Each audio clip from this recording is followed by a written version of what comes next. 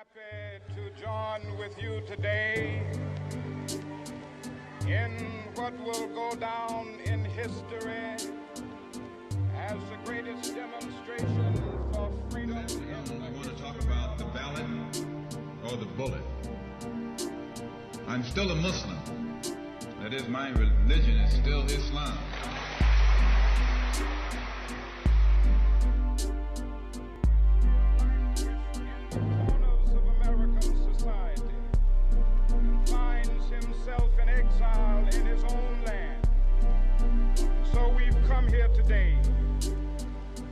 Dramatize a shameful condition.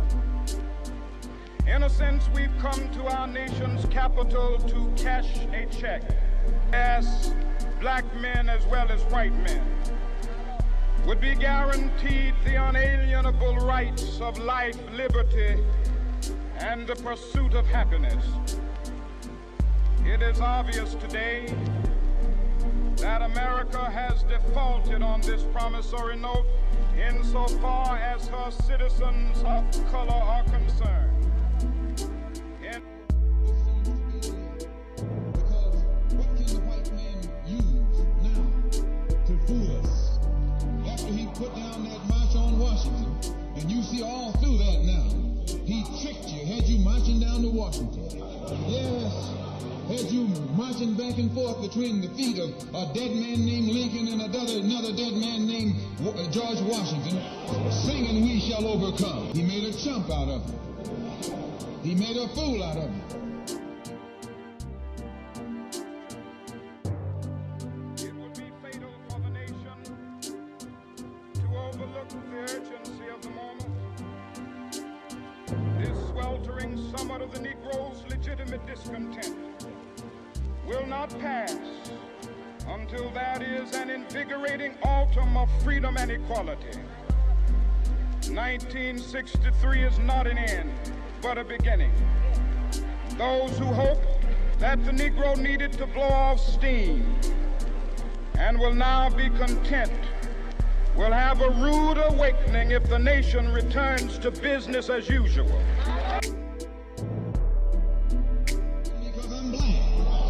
They attack all of us for the same reason. All of us catch hell from the same enemy. We're all in the same bag, in the same boat. We suffer political oppression, economic exploitation, and social degradation. All of them from the same enemy. The government has failed us. You can't deny that. Anytime you live in the 20th century, 1964, and you walking around here singing "We Shall Overcome," the government has failed. This is part of what's wrong with you. You do too much singing. Today it's time to stop singing and start swinging. You can't sing up on freedom, but you can swing up on I have freedom. a dream that one day every valley shall be exalted. Every hill and mountain shall be made low, the rough places will be made plain, and the crooked places will be made straight, and the glory of the Lord shall be revealed, and all flesh shall see it together. This is our hope. This is a faith that I go back to the South with. With this faith, we will be able to hew out of the mountain of despair a stone of hope. With this faith, we will be able to transform the jangling discords of our nation into a beautiful symphony of brotherhood. With this faith, we will be able to work together, to pray together, to struggle together, to go to jail together, to stand up for freedom together, knowing that we will be free one day.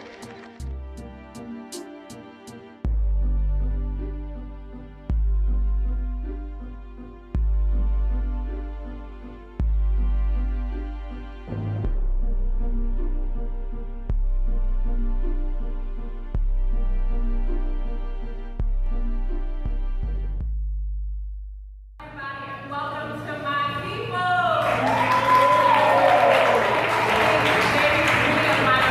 Here live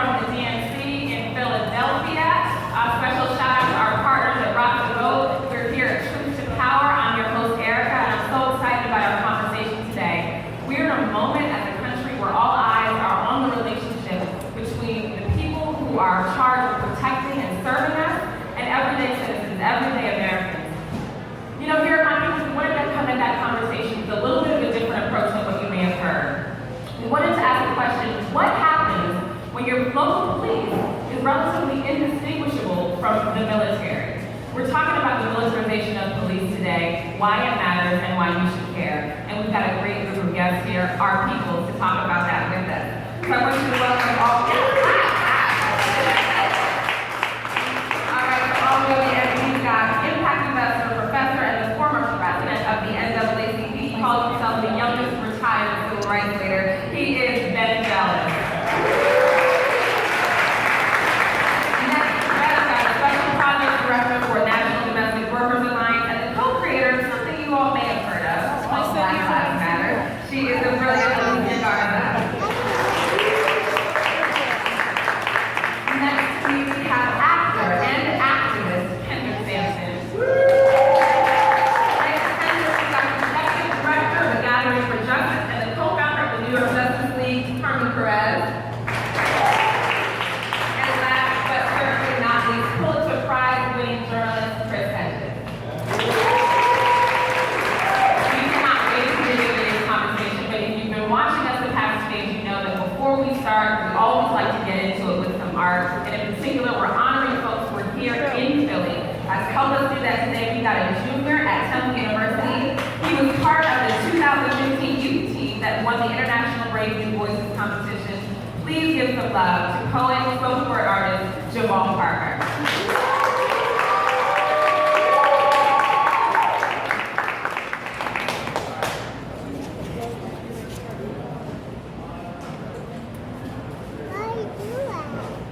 Can everyone hear me? No, we're using the mic to get a lot of things. People at home got to hear you too. You get the privilege of not hearing your ancestors' screams when I moved across continents back to America. I had to realize I was not immortal. I had to relearn the morals of a system that did not let lives live to be 100. Instead, they let bodies pile up until they reached me and not giving me a chance to revive itself. When I moved across continents back to America, I realized this is an onslaught against my age, an age of happiness that had not reached its pinnacle since biblical days here in America. We worship the lifestyle of try hard and you will reap the benefits.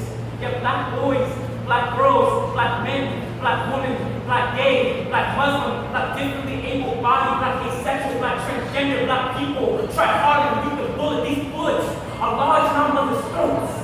They tell tales that bounce against anatomies. My mother only had to worry about swallowing sushi, and yes, it was spicy. But when we moved back here, the spice in her throat turned up so hot and heavy, the bullets almost bounced against my baby brother's skin. I get scared at the thought of my mother having another baby in her womb. Because I know outside with pistol grips. I wish I had God's grip to unravel the ancient scroll of life.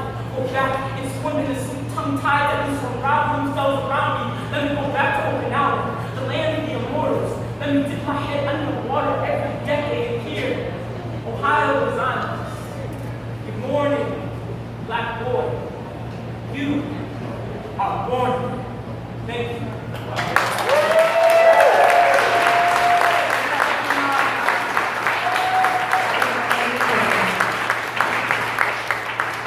Throughout that piece, we talked a lot about history, the history of how